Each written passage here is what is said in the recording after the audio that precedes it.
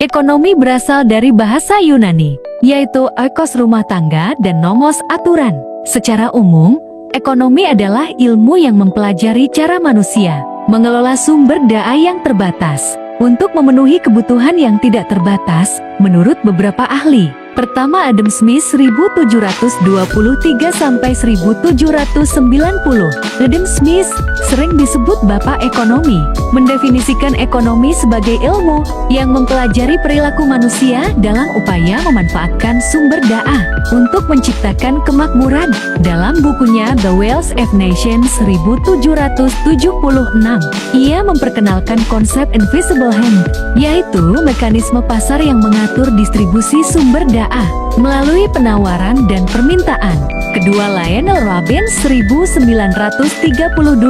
Lionel Robbins mendefinisikan ekonomi sebagai ilmu yang mempelajari perilaku manusia dalam hubungannya dengan alat-alat yang memiliki kegunaan alternatif untuk memenuhi kebutuhan yang tidak terbatas. Ketiga, John Maynard Keynes 1883 sampai 1946.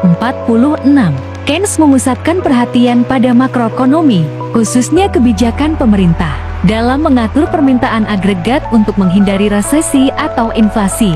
Teorinya terkumpul dalam bukunya The General Theory of Employment, Interest and Money 1936. Contoh dalam kehidupan. 1. Teori Adam Smith, mekanisme pasar. Contoh, jika harga sayur naik di pasar, petani akan termotivasi untuk menanam lebih banyak. Sebaliknya, jika harganya turun, mereka akan mengurangi produksi. Mekanisme ini mengatur keseimbangan antara penawaran dan permintaan. Contoh, ketika terjadi resesi ekonomi, pemerintah meningkatkan pengeluaran untuk proyek infrastruktur, seperti pembangunan jalan. Hal ini menciptakan lapangan kerja baru dan meningkatkan daya beli masyarakat. Ketiga, teori Robbins, keterbatasan sumber daya. Contoh, dalam keluarga, penghasilan yang terbatas harus dibagi untuk kebutuhan pokok makan, pendidikan, dan keinginan tambahan hiburan, wisata. Pilihan tersebut menunjukkan alokasi sumber daya yang optimal. Assalamualaikum warahmatullahi wabarakatuh.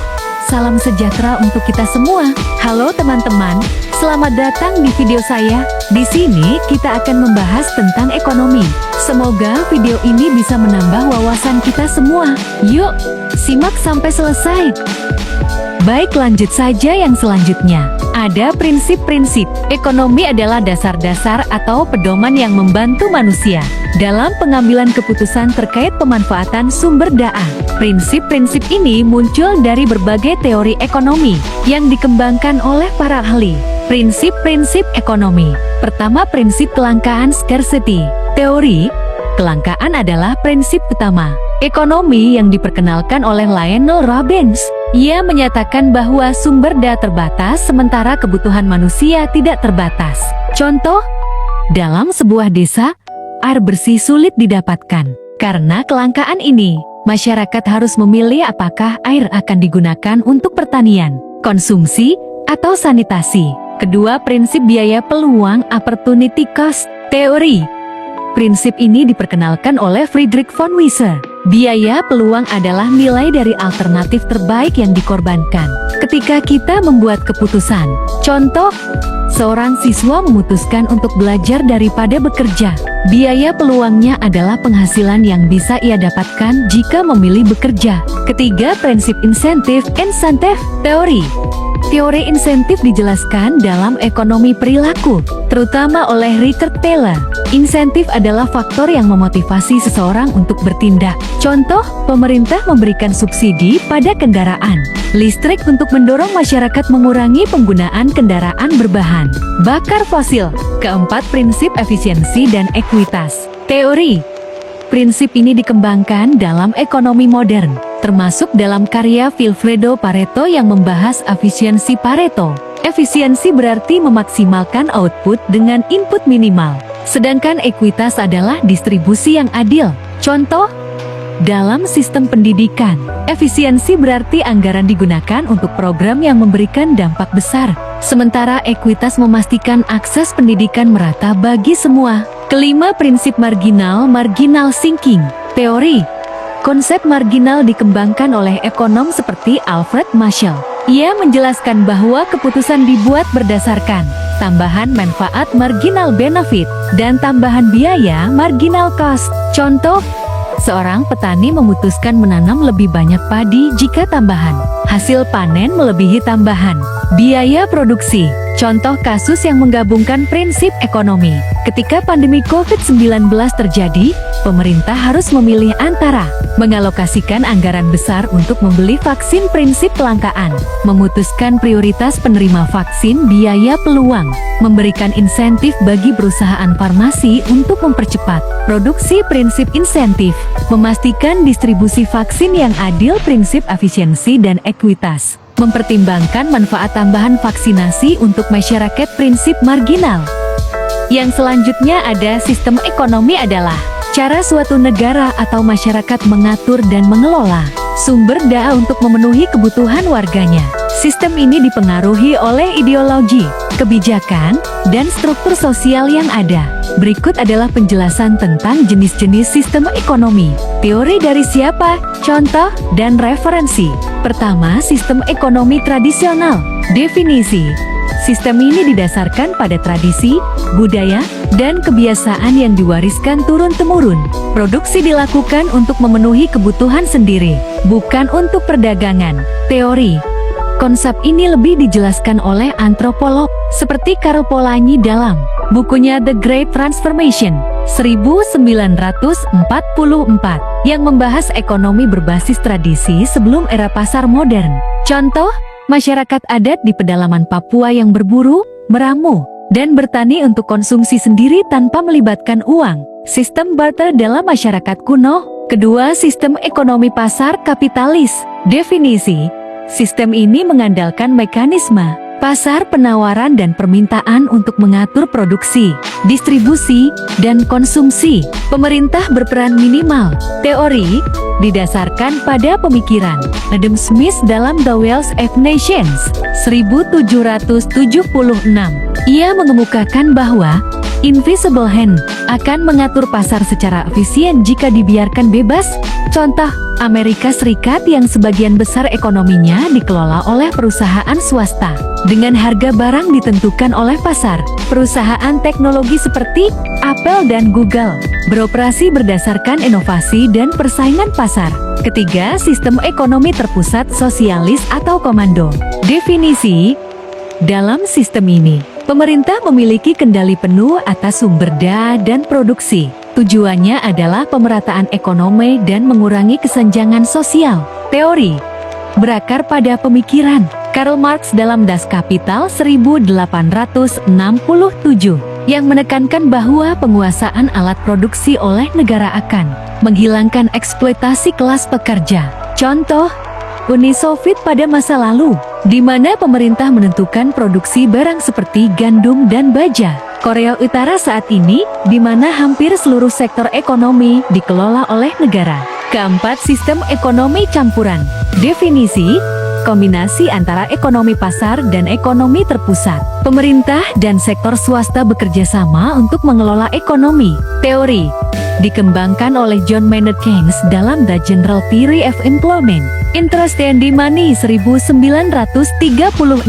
yang menyatakan bahwa intervensi pemerintah diperlukan untuk menjaga stabilitas ekonomi. Contoh, Indonesia. Sebagian besar sektor dikelola swasta ekonomi pasar, tetapi pemerintah memiliki peran besar dalam sektor strategis, seperti energi Pertamina, dan transportasi KAI. Negara Skandinavia seperti Swedia, yang memadukan ekonomi pasar dengan sistem kesejahteraan sosial. Yang selanjutnya ada teori ekonomi, adalah konsep atau prinsip yang dikembangkan oleh para ahli untuk menjelaskan bagaimana sistem ekonomi bekerja. Teori-teori ini membantu kita memahami dinamika produksi, distribusi, dan konsumsi di masyarakat. Pertama, teori klasik. Teori utama. Teori ini berfokus pada pasar bebas, produksi, dan distribusi yang diatur oleh mekanisme invisible hand. Tokoh Adam Smith 1723–1790. Karya utama The Wealth of Nations 1776. Smith percaya bahwa pasar dapat mengatur dirinya sendiri melalui persaingan, penawaran, dan permintaan tanpa perlu intervensi pemerintah. Contoh, jika harga beras naik karena permintaan tinggi, petani akan termotivasi untuk memproduksi lebih banyak beras sehingga harga kembali turun. 2. Teori Keynesian, teori utama. Teori ini menekankan pentingnya peran pemerintah dalam mengatur ekonomi, terutama saat terjadi ketidakseimbangan seperti resesi. Tokoh John Maynard Keynes, 1883 sampai 1946. Karya utama The General Theory of Employment, Interest, and Money 1936. Keynes berpendapat bahwa permintaan agregat, total pengeluaran dalam ekonomi, adalah faktor utama yang menentukan pertumbuhan ekonomi. Contoh, saat pandemi COVID-19, banyak negara memberikan stimulus ekonomi berupa bantuan tunai untuk meningkatkan daya beli masyarakat. Ketiga, teori Marxian ekonomi sosialis. Teori utama, teori ini mengkritik sistem kapitalisme dan menekankan pentingnya pemerataan ekonomi melalui penguasaan alat produksi oleh masyarakat atau negara. Tokoh Karl Marx 1818 sampai 1883. Karya utama Das Kapital 1867. Marx berpendapat bahwa kapitalisme menciptakan eksploitasi kelas pekerja proletariat oleh pemilik modal borjuis. Solusinya adalah sosialisme. Contoh, sistem ekonomi di Kuba, di mana negara mengendalikan sumber daya utama untuk mengurangi kesenjangan sosial. Keempat, teori ekonomi neoklasik. Teori utama, teori ini berfokus pada perilaku individu dalam memaksimalkan utilitas konsumen atau keuntungan produsen. Tokoh Alfred Marshall 1842 sampai 1924. Karya utama Principles of Economics 1890. Marshall menjelaskan bahwa harga dan kuantitas barang di pasar ditentukan oleh interaksi antara permintaan dan penawaran. Contoh, ketika harga bensin naik, konsumen cenderung mengurangi penggunaan kendaraan pribadi dan beralih ke transportasi umum. Kelima, teori ekonomi perilaku behavioral economics. Teori utama, teori ini menggabungkan psikologi dan ekonomi untuk memahami bagaimana orang membuat keputusan ekonomi yang seringkali tidak rasional. Tokoh Richard Taylor lahir 1945. Karya utama Nudging Improving Decisions About Health, Wealth, and Happiness 2008. Taylor menunjukkan bahwa orang sering membuat keputusan berdasarkan emosi atau kebiasaan, bukan logika. Contoh, pemberian diskon, beli gratis, sering membuat konsumen membeli lebih banyak meskipun mereka tidak membutuhkannya. Yang selanjutnya ada perkembangan ekonomi dunia adalah proses perubahan dalam sistem ekonomi global yang dipengaruhi oleh teknologi, kebijakan, dan interaksi antar bangsa. Perkembangan ini melibatkan transisi dari ekonomi tradisional hingga era globalisasi modern. Pertama, ekonomi tradisional. Karakteristik sistem ekonomi berbasis agraris dan barter, dengan produksi terbatas untuk kebutuhan lokal. Teori Karl Polanyi dalam The Great Transformation 1944 menjelaskan bahwa ekonomi tradisional berakar pada hubungan sosial dan tradisi, bukan pasar. Contoh, ekonomi pedesaan pada abad pertengahan di Eropa, di mana petani bertukar hasil panen tanpa melibatkan uang. Sistem ladang berpindah di masyarakat adat. Kedua, revolusi industri abad ke-18 hingga ke-19. Karakteristik peralihan dari ekonomi agraris ke ekonomi industri melalui penggunaan mesin dan teknologi. Ini menandai awal kapitalisme modern. Teori Adam Smith dalam The Wealth of Nations 1776 menekankan pentingnya pembagian kerja dan efisiensi dalam meningkatkan produksi. Contoh, Inggris sebagai pusat revolusi industri pertama dengan pengembangan mesin uap oleh James Watt. Lahirnya pabrik-pabrik tekstil besar yang meningkatkan produksi dan ekspor. Ketiga, era kapitalisme dan imperialisme abad ke-19 hingga awal abad ke-20. Karakteristik dominasi kapitalisme sebagai sistem ekonomi global, di mana negara-negara industri maju menjajah negara-negara lain untuk memperoleh sumber daya. Teori Karl Marx dalam Das Kapital 1867 mengkritik eksploitasi kapitalisme terhadap kelas pekerja dan koloni. Contoh, eksploitasi sumber daya alam di Indonesia oleh Belanda melalui sistem tanam paksa. Perkembangan perusahaan multinasional pertama seperti British East India Company. Keempat, depresi besar dan intervensi pemerintah 1929 sampai 1939. Karakteristik krisis ekonomi global akibat kegagalan pasar bebas yang menyebabkan pengangguran massal dan kemiskinan. Teori John Maynard Keynes dalam The General Theory of Employment Interest Handy Money 1936 mengusulkan peran pemerintah dalam mengatur ekonomi untuk menjaga stabilitas. Contoh, program No Deal oleh Presiden Franklin D. Roosevelt yang melibatkan proyek infrastruktur besar untuk menciptakan lapangan kerja. Intervensi negara dalam menetapkan kebijakan moneter dan fiskal. Kelima, era globalisasi abad ke-20 hingga sekarang. Karakteristik integrasi ekonomi global melalui perdagangan bebas, teknologi informasi, dan mobilitas modal. Teori keunggulan komparatif David Ricardo dalam Principles of Political Economy and Taxation 1817 menjelaskan manfaat perdagangan internasional. Contoh, lahirnya organisasi ekonomi global seperti WTO World Trade Organization, perusahaan multinasional seperti Amazon dan Google yang mendominasi pasar global. Ekonomi klasik adalah aliran pemikiran ekonomi yang berkembang pada akhir abad ke-18 hingga awal abad ke-19. Aliran ini menekankan pentingnya pasar bebas, kebebasan individu, dan minimnya intervensi pemerintah dalam kegiatan ekonomi. Fokus utama ekonomi klasik adalah bagaimana pasar dapat mengatur dirinya sendiri melalui mekanisme penawaran dan permintaan. Ciri-ciri ekonomi klasik. Pertama, pasar bebas. Pasar bekerja secara optimal tanpa campur tangan pemerintah. Kedua, prinsip invisible hand. Kekuatan pasar secara otomatis mengatur alokasi sumber daya. Tiga, teori nilai. Tenaga kerja. Harga suatu barang ditentukan oleh jumlah tenaga kerja yang digunakan untuk memproduksinya. Keempat, prinsip kebebasan. Individu bebas untuk mengejar kepentingan mereka sendiri yang secara tidak langsung menguntungkan masyarakat.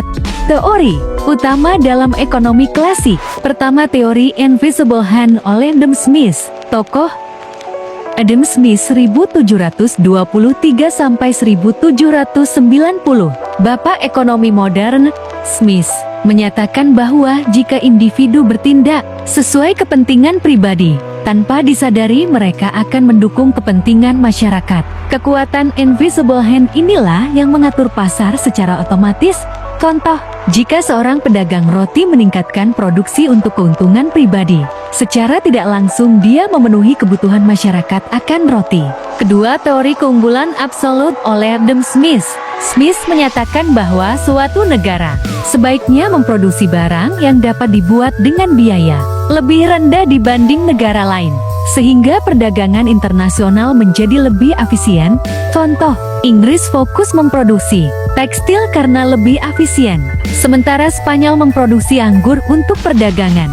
Ketiga, teori keunggulan komparatif oleh David Ricardo. Tokoh David Ricardo 1772 sampai 1823. Ricardo menyempurnakan teori Smith dengan menyatakan bahwa negara tetap bisa berdagang secara menguntungkan meskipun tidak memiliki keunggulan absolut, selama mereka fokus pada produksi barang yang relatif lebih murah.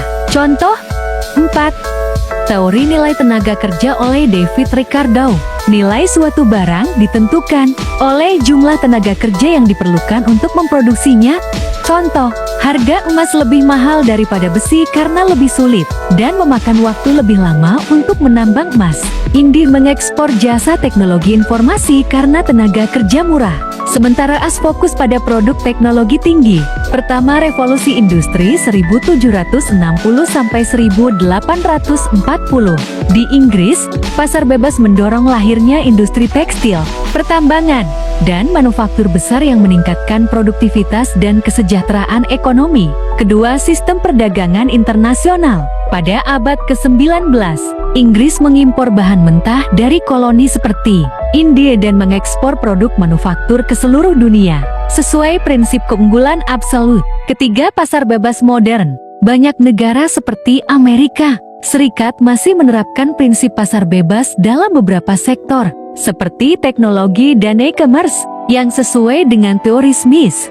Revolusi industri adalah periode perubahan besar dalam sistem ekonomi dan sosial yang dimulai di Inggris pada akhir abad ke-18 hingga awal abad ke-19. Masa ini ditandai dengan peralihan dari ekonomi agraris ke ekonomi berbasis industri melalui inovasi teknologi, seperti mesin uap, pabrik tekstil, dan peningkatan efisiensi produksi. Ciri-ciri ekonomi pada masa revolusi industri. Pertama, industrialisasi, peralihan dari produksi manual ke produksi menggunakan mesin. Kedua, urbanisasi, perpindahan besar-besaran penduduk dari desa ke kota untuk bekerja di pabrik. Ketiga, kapitalisme, dominasi pemilik modal dalam mengendalikan produksi dan distribusi barang. Keempat, produktivitas tinggi, efisiensi produksi, meningkat dengan penggunaan mesin. Kelima, perdagangan global, meningkatnya hubungan perdagangan antar negara karena surplus produksi. Teori yang berkembang pada masa revolusi industri. Pertama, teori Invisible Hand oleh Adam Smith. Tokoh Adam Smith 1723 sampai 1790. Bapak ekonomi modern. Smith menyatakan bahwa pasar bebas dan kompetisi adalah pendorong utama efisiensi dan kemajuan ekonomi. Dampak di era revolusi industri, munculnya pabrik besar yang efisien dalam memproduksi barang karena adanya persaingan di pasar. Urbanisasi besar-besaran karena pasar tenaga kerja yang dinamis. Kedua, teori nilai tenaga kerja oleh David Ricardo. Tokoh David Ricardo 1772 sampai 1823. Ricardo menekankan bahwa nilai suatu barang ditentukan oleh jumlah tenaga kerja yang digunakan untuk memproduksinya. Dampak di era revolusi industri. Barang hasil produksi massal dihargai berdasarkan jumlah tenaga kerja yang terserap dalam proses produksinya. Contoh, harga pakaian meningkat atau menurun tergantung pada waktu dan tenaga kerja yang dibutuhkan untuk memproduksi dengan mesin. Contoh, pabrik tekstil di Inggris menggunakan mesin tenun otomatis untuk memproduksi kain dalam jumlah besar dan dengan biaya lebih rendah yang membuat produk lebih kompetitif di pasar global. Ketiga, teori keuntungan komparatif oleh David Ricardo. Ricardo menyatakan bahwa negara-negara harus memproduksi barang yang paling efisien bagi mereka dan berdagang untuk barang lain. Dampak di era revolusi industri. Inggris fokus pada produksi tekstil karena memiliki teknologi dan modal, sementara negara lain menyediakan bahan mentah seperti kapas. Contoh, Indi mengekspor kapas ke Inggris, yang kemudian diproses menjadi kain untuk dijual kembali di pasar global. Keempat, teori kapitalisme oleh Karl Marx. Kritik terhadap revolusi industri. Tokoh Karl Marx 1818 sampai 1883. Penjelasan. Marx mengkritik sistem kapitalisme yang berkembang pesat selama revolusi industri, karena menurutnya sistem ini menyebabkan eksploitasi kelas pekerja oleh pemilik modal. Contoh, kondisi kerja buruk di pabrik tekstil Inggris pada abad ke-19, di mana pekerja bekerja lebih dari 12 jam sehari dengan upah rendah. Ekonomi modern merujuk pada sistem ekonomi yang berkembang sejak abad ke-20, dengan karakteristik yang mencakup penggunaan teknologi tinggi, globalisasi, serta pengaruh kebijakan pemerintah dalam mengatur perekonomian. Ekonomi modern juga mengintegrasikan berbagai teori dan pemikiran yang muncul setelah era revolusi industri, dengan penekanan pada perdagangan internasional, kapitalisme global, dan peran besar pemerintah dalam ekonomi. Teori-teori dalam ekonomi modern.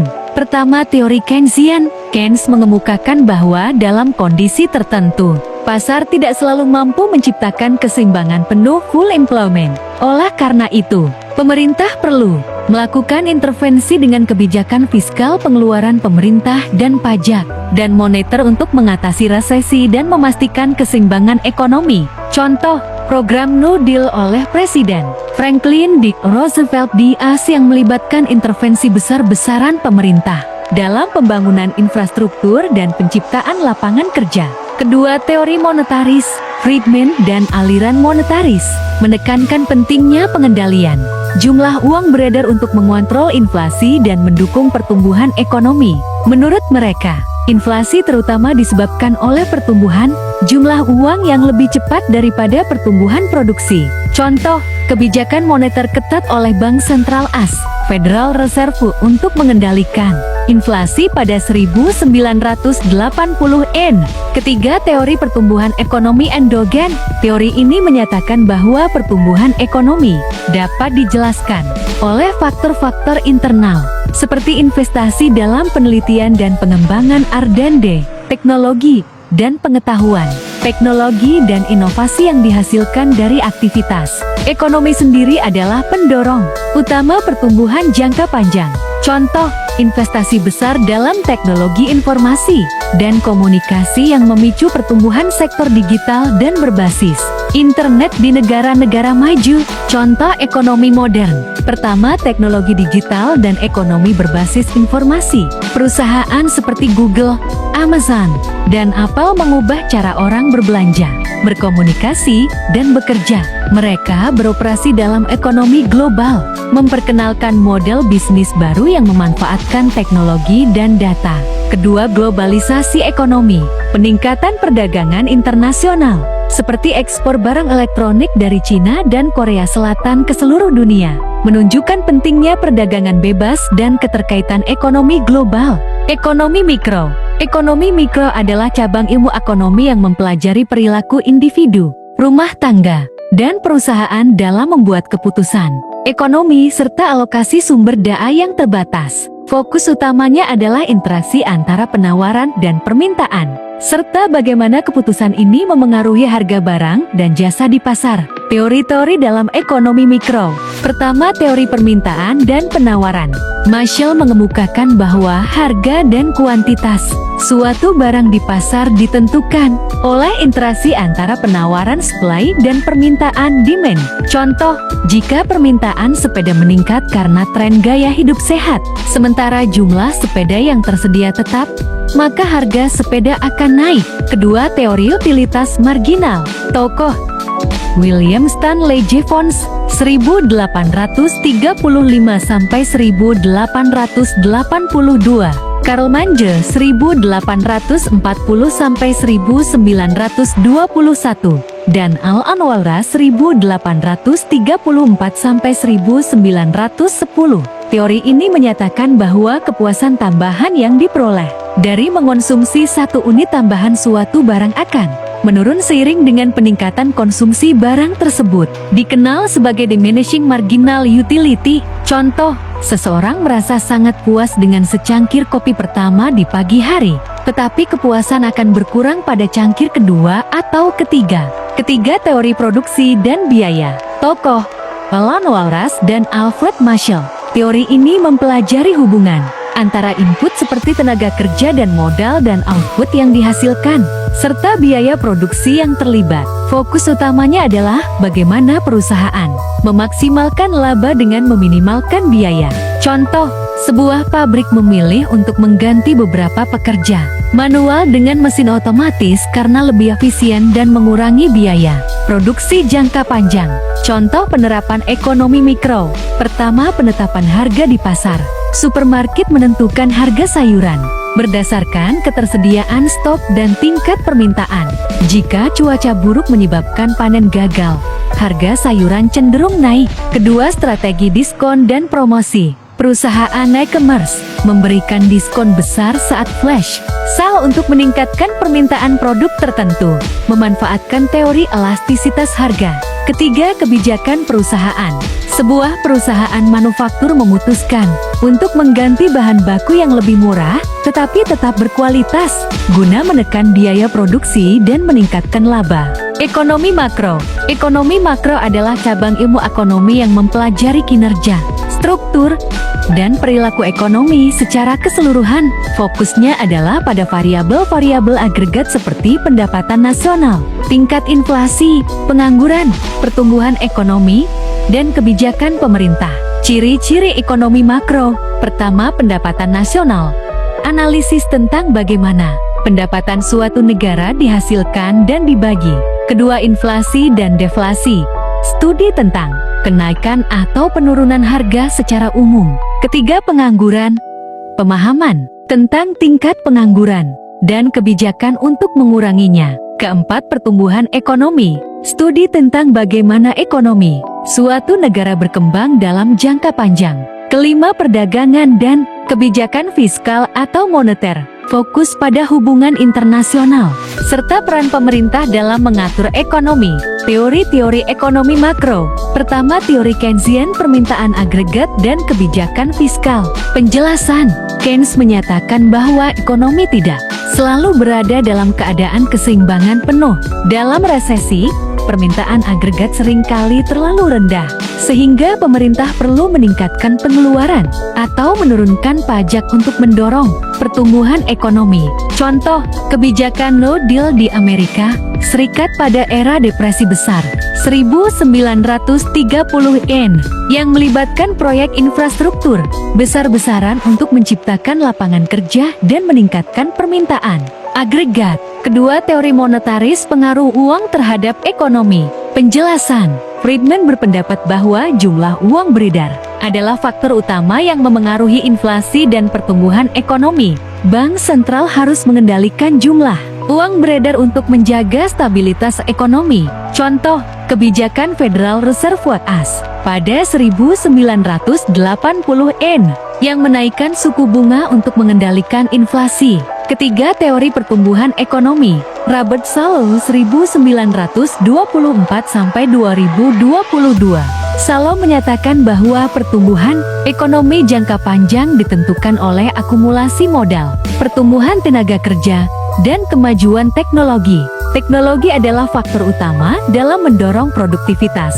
Contoh, negara seperti Jepang dan Korea Selatan mengalami pertumbuhan pesat setelah Perang Dunia Kedua melalui investasi besar dalam teknologi dan pendidikan. Ekonomi global. Ekonomi global adalah sistem ekonomi yang saling terhubung di seluruh dunia, di mana kegiatan ekonomi seperti produksi, perdagangan, investasi, dan aliran keuangan melintasi batas-batas negara. Globalisasi ekonomi telah memperkuat hubungan ini, memungkinkan negara-negara untuk saling bergantung dalam hal barang, jasa, modal, dan tenaga kerja. Ciri-ciri ekonomi global. Pertama, perdagangan internasional. Negara-negara saling berdagang barang dan jasa untuk memenuhi kebutuhan yang tidak dapat dipenuhi sendiri. Kedua, investasi lintas negara. Modal bergerak bebas melalui investasi asing langsung FDI dan pasar keuangan global. Ketiga, integrasi pasar. Pasar dunia semakin terhubung melalui teknologi, kebijakan perdagangan bebas, dan komunikasi global. Keempat, lembaga ekonomi internasional. Peran organisasi seperti WTO, IMF, dan Bank Dunia yang mengatur dan memfasilitasi interaksi ekonomi antar negara. Kelima, ketergantungan ekonomi. Gangguan di satu negara, misalnya krisis ekonomi, dapat memengaruhi negara lain melalui efek domino. Teori-teori dalam ekonomi global. Pertama, teori keunggulan komparatif. Ricardo menyatakan bahwa negara sebaiknya berspesialisasi dalam memproduksi barang yang memiliki opportunity cost lebih rendah dibanding negara lain, meskipun negara tersebut lebih unggul dalam memproduksi semua barang Absolute advantage, contoh, Indonesia mengekspor minyak kelapa sawit ke negara lain karena memiliki keunggulan dalam produksinya. Sementara mengimpor barang teknologi, seperti komputer dari negara yang lebih efisien memproduksinya. Kedua, teori perdagangan Heckscher-Ohlin. Teori ini menjelaskan bahwa negara cenderung mengekspor barang yang memanfaatkan faktor produksi yang melimpah di negara tersebut dan mengimpor barang yang menggunakan faktor produksi yang langka.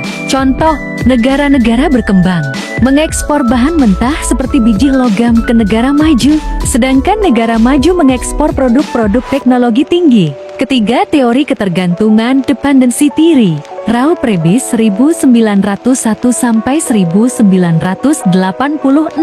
Ketergantungan menjelaskan bahwa negara berkembang seringkali terjebak dalam ketergantungan ekonomi terhadap negara maju melalui perdagangan dan investasi. Hal ini memperkuat ketimpangan ekonomi global. Contoh, negara-negara Afrika yang bergantung pada ekspor bahan mentah seringkali terjebak dalam siklus kemiskinan karena nilai tambah dari bahan mentah tersebut diolah di negara maju. Ekonomi digital.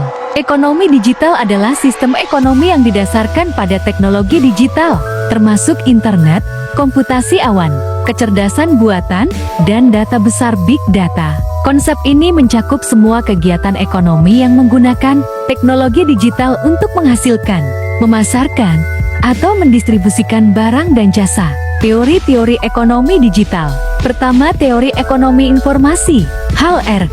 Varian berpendapat, teori ini menyatakan bahwa informasi adalah barang ekonomi yang dapat digunakan untuk menciptakan nilai. Dalam ekonomi digital, pengelolaan data dan informasi menjadi faktor utama dalam meningkatkan efisiensi dan produktivitas. Contoh, Google menggunakan data pencarian pengguna untuk memberikan layanan yang lebih relevan dan menjual ruang iklan yang ditargetkan. Kedua, teori jaringan network effects, Carol Shapiro dan Hal R. Varian berpendapat, efek jaringan terjadi ketika nilai suatu produk atau layanan meningkat seiring dengan bertambahnya jumlah pengguna. Dalam ekonomi digital, platform seperti media sosial, aplikasi ride sharing, dan e-commerce sangat bergantung pada efek jaringan. Contoh, Facebook menjadi lebih berguna bagi pengguna karena banyak teman mereka juga menggunakan platform tersebut. Ketiga, teori ekonomi platform, Jeffrey Parker, Marshall van Alstein, dan Sangit Paul Chowdhury. Ekonomi platform adalah modal bisnis yang memungkinkan interaksi langsung antara produsen dan konsumen melalui teknologi digital. Platform seperti Amazon, Uber, dan Airbnb menciptakan nilai dengan menghubungkan pengguna. Contoh, Gojek menghubungkan pengguna yang membutuhkan transportasi dengan mitra pengemudi melalui aplikasi digital. Pengaruh ekonomi terhadap perubahan sosial. Ekonomi memiliki pengaruh besar terhadap perubahan sosial karena kegiatan ekonomi sering menjadi pendorong utama dalam membentuk struktur masyarakat, pola interaksi, dan nilai-nilai budaya. Ketika ekonomi berubah, masyarakat juga menyesuaikan diri untuk beradaptasi dengan realitas baru. Perubahan ini dapat terjadi akibat perkembangan teknologi, industrialisasi, globalisasi, atau transformasi pasar kerja. Teori-teori yang menjelaskan pengaruh ekonomi terhadap perubahan sosial. Pertama, teori materialisme historis.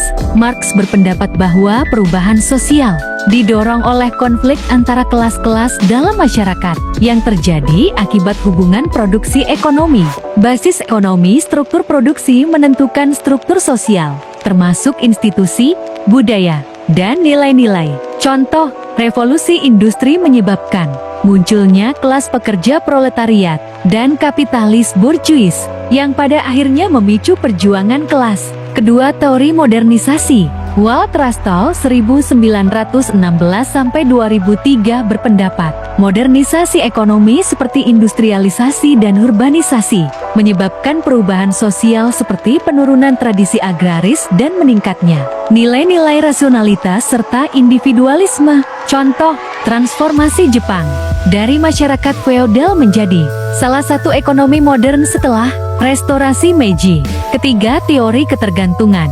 Dependency theory Alexander Gander Frank 1929 sampai 2005 berpendapat, teori ini menjelaskan bagaimana negara-negara berkembang seringkali terperangkap dalam ketergantungan ekonomi terhadap negara maju yang memengaruhi struktur sosial dan ekonomi lokal.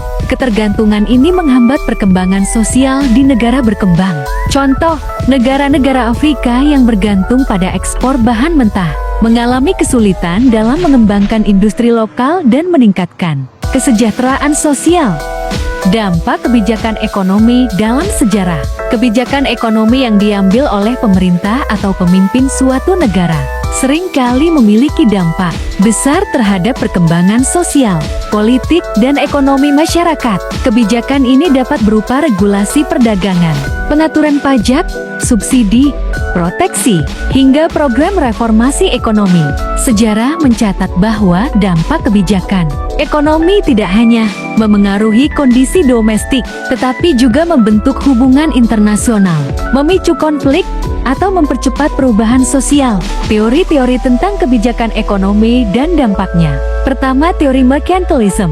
Jean-Baptiste Colbert 1619–1683. Teori ini menyatakan bahwa kekayaan negara diukur dari cadangan emas dan perak. Negara perlu menerapkan kebijakan proteksi terhadap barang impor, meningkatkan ekspor, dan memperkuat industri lokal. Contoh dampak. Kebijakan proteksi di Eropa abad ke-17 menyebabkan kolonialisme, karena negara-negara mencari sumber daya alam di luar negeri untuk mendukung industri dan perdagangan mereka. Kedua, teori laissez-faire.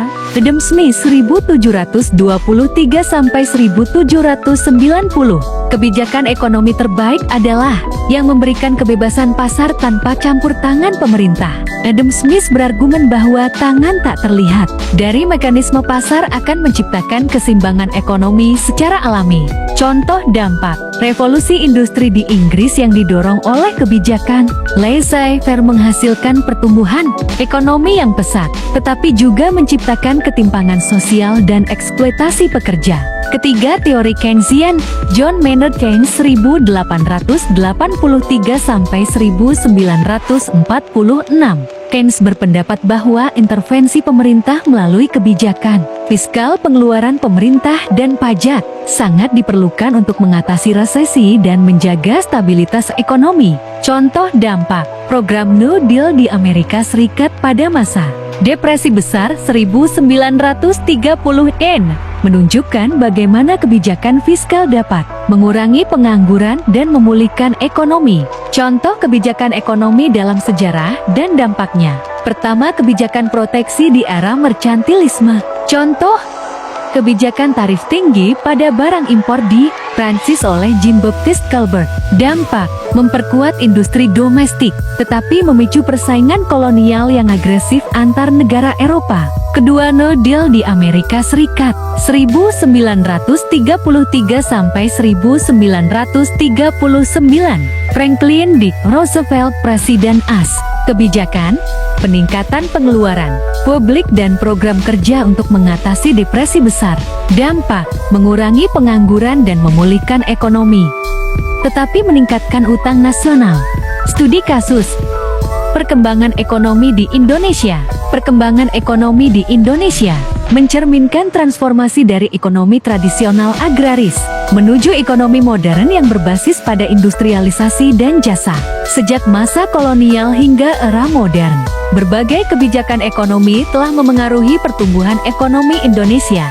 Era Reformasi 1998 sekarang, kebijakan desentralisasi ekonomi, penguatan UMKM, dan pengembangan sektor digital. Teori yang relevan. Teori ekonomi digital. Tokoh Hal R. Varian. Ekonomi digital menjadi pendorong utama pertumbuhan ekonomi Indonesia melalui inovasi teknologi, e-commerce, dan inklusi keuangan berbasis digital. Contoh dampak. Pertumbuhan perusahaan teknologi seperti Gojek dan Tokopedia yang berkontribusi pada PDB dan menciptakan lapangan kerja baru. Tidak terasa kita sudah di penghujung pembahasan. Terima kasih telah menyaksikan video ini. Semoga informasi yang kami sampaikan dapat bermanfaat bagi Anda. Jika ada pertanyaan atau pendapat, tulis di kolom komentar di bawah. Sampai jumpa di video berikutnya.